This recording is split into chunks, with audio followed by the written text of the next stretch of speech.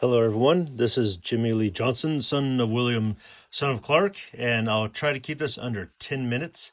And this is my, as you can read here, my COVID-19 home cleaning. And I found this old folder of watercolor paintings, and I like to go through them with you. And let's just go through these kind of quick, because there's a bunch here.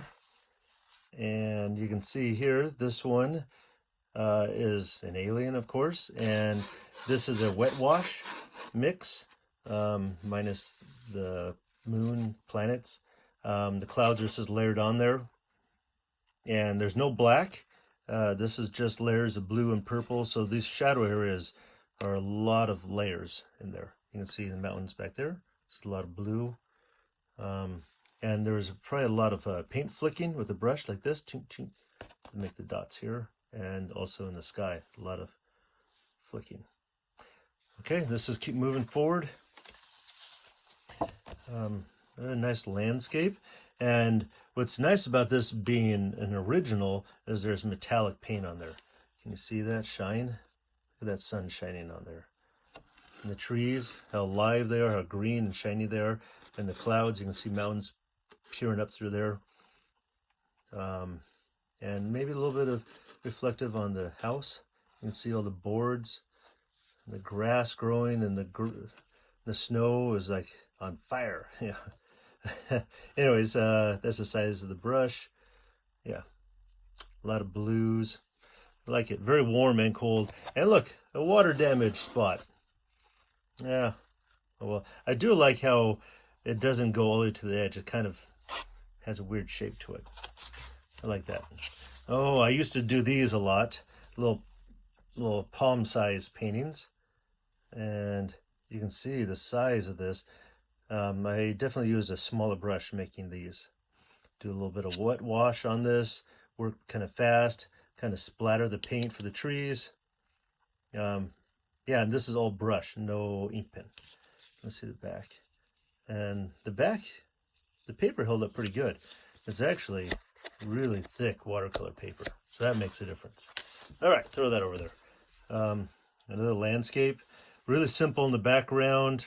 The mountains are pretty bland, and then they get a little more detail, and you keep moving all the way down to the rocks and even the house with the roof tiles and everything. And look at the metallic shine on it.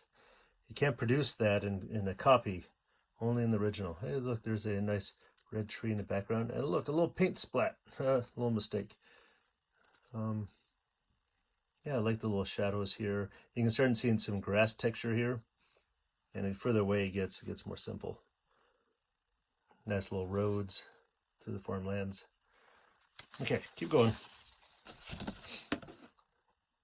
Two little Vikings and a giant troll. He's carrying tree trunks as logs. Look at that. And then there's the white wash up here, wet wash. And there's some trees kind of in the background in the fog. It's very green, and again, no black, but look how much layers and layers of paint on there. There's so much that it kind of shines because you're looking at direct paint. There's so many layers of watercolor on there. Yeah, look at that. It almost looks metallic, doesn't it? Okay, and then here's the little Vikings. And there's ink on this. That's an ink pen, this black line. So the detail up front has black. The trees in the back, no black ink. Look at that. Okay, so let's keep moving forward. And look at that nice sunset.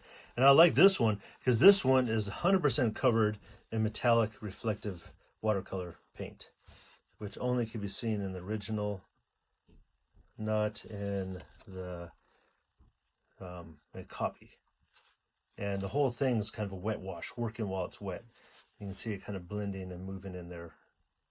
And some of this is like when the paper is almost dry. Put the strokes in there. Okay, moving on. This bee, we used masking fluid on this, meaning that you put it on there, then add the background paint, and it won't fill in those areas. And also there's metallic paint on there, which really brings the wings alive. And also the flower has a nice shine, wet shine to it. And the pollen. This is really kind of a dirty, muted painting. Okay, and very different to this one. Look how vibrant this one is. Now this one did not have any masking fluid, even though it looks like there's some white there, but it's just painted around it. And the sky also wet washed, painted around it. This is layers and layers and layers of paint. And look, surprise, there's some reflective paint in there too. Bet you there's some in the water. Yep, there it is. And this is just constant layers, let it dry, layers, let it dry. It's a sharp, sharp, sharp, sharp, sharp. So that type of painting takes a long time to do. I'm going to take a closer look at the house.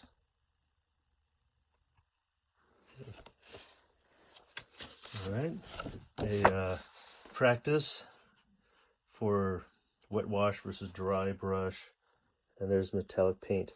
Not over the whole thing, but like there's some missing there, not in the tree. The bird looks pretty difficult to make, but it says a dot, another big dot, let it dry, and then put a teardrop and then some strokes. You know, and of course the beak and stuff. The eye and the beak would be the hardest part. And there's a little bit of extra thick watercolor paint on the branches. And over there. And this guy is watercolor with ink pen on top of it. And there's some paper damage on this. See that? Oh no, that's not damage. That's thick watercolor paper. The white on there, right there and there. Right there in his teeth. Oh yeah, and also in his eye.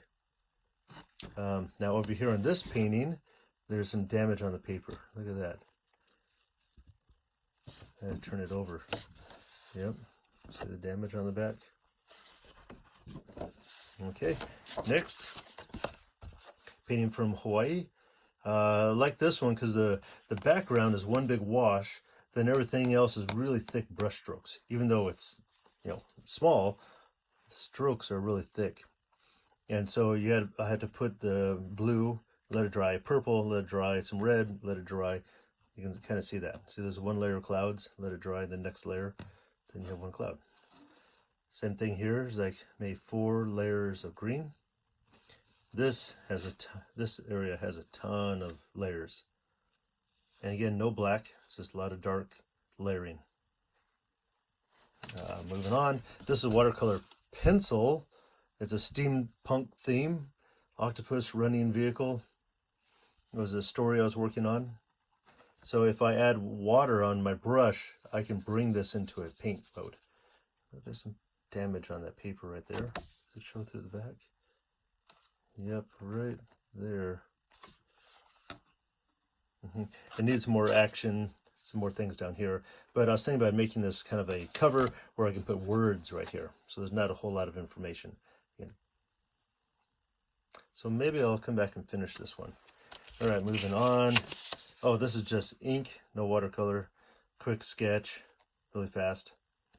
Yeah, all right, throw that away. Okay, this is right side up, see the eyeball? Now this one takes a ton of layers. You put a wet wash down of one color, and then put, or masking fluid first, then wet wash, another layer of masking fluid, more wet wash, put some tape down there, more paint, and you peel it all off and you get this. This takes time for drawing. You have to fully let it dry. So this would take hours and hours to do. Doesn't look like it, but yeah. Oh, this is a print. This is not the original. The painting for this one was really large, and it's watercolor. All right, we're almost out of time, so let's keep moving. Another landscape. Big old wet wash here, and kind of blend it together, and then as it dries I come over here. So a bunch of this is working fast, and then it come in while it's dry. It can add trees in the background. Look at all those little trees. Look at them, they're all growing there. Some of them have a little more texture. Then up here in the front it says layers and layers and layers, just like in real life. So many trees have layers. All right, moving forward. Oh yeah, last one. A dragon, big wet wash. There's ink on this, and almost all my drawings I hide my initials, and they're right there. All right, there we go. That was my walk through the past. Thank you for watching. May your ancestors be praised.